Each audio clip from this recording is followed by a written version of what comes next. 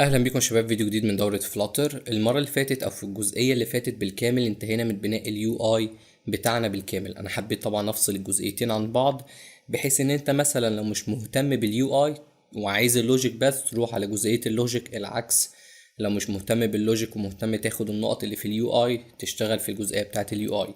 تمام جدا. النهاردة بقى في الجزئية دي المفروض هنبتدي ونخلص اللوجيك بتاعنا. انا طبعا ببني نوتس اب، فالهدف من النوتس اب ان انا احتفظ بمجموعة من النوتس، سواء مثلا اعدل فيها او اضيف نوت او اعرض النوت. تمام، دي مجموعة الحاجات اللي انا عايز اعملها. وطبعا ان انا امسح نوت. وخلي بالك ان التطبيق ده المفروض ان هو يرن على الديفايس، يعني من غير نت، فبالتالي الداتابيز اللي انا هستخدمها المفروض تكون موجودة على الجهاز ذات نفسه.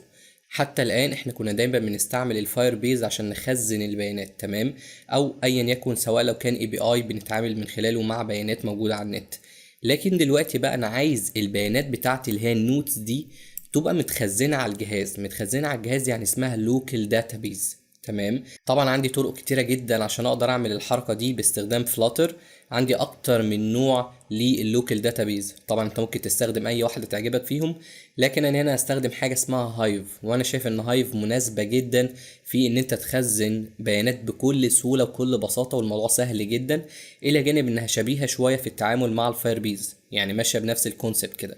تمام، فبالتالي هتكون اسهل ليك لو انت اتعاملت مع الفاير بيز.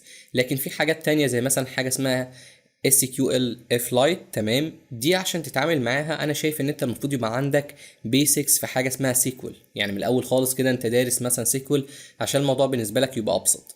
يعني انا مش حابب ان انا اشرحها كده على طول. تمام، لو هشرحها انا هشرح قبليها سيكوال، الى جانب انها مش احسن من هايف، لا هايف ممتازه، وفي المقارنات اساسا بتبقى اسرع، فبالتالي هايف حل مثالي ان احنا نستخدمها. فتعالى بعد ما خلصنا شويه الرغي دول، اول حاجه انا محتاج اعملها اصلا انشئ الموديل بتاعي، لان انا دلوقتي هخزن نوت، فالنوت دي محتاجه تكون على هيئه موديل.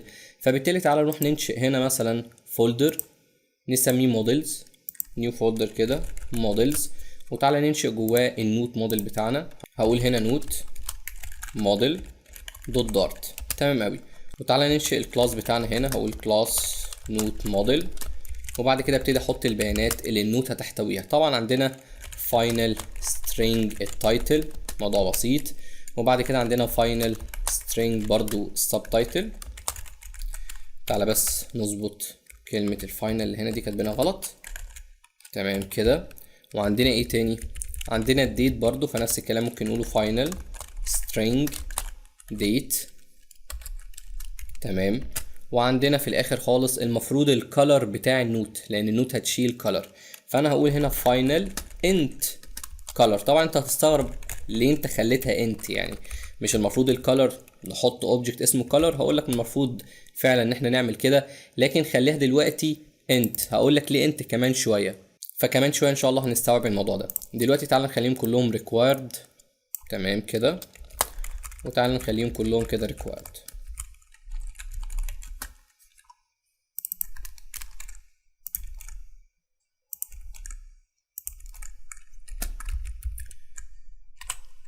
تمام كده كله ريكواير. بس تعالى نخلي الديت دي مظبوطه، يعني حتى هو حاطط لي وورنينج لان اول حرف فيها كابيتال فما تنفعش. ماشي تمام جدا كده. هنكتفي بهذا القدر النهارده، فتعالى نعمل كرييت للنوت موديل كده. تمام، ونعمل كومنت للتشينجز، وبعد كده بوش على طول ليها، وزي الفل قوي كده. فزي ما انت شايف الفيديو كده يكون انتهى. استناك الفيديو الجاي ان شاء الله، ومع السلامه.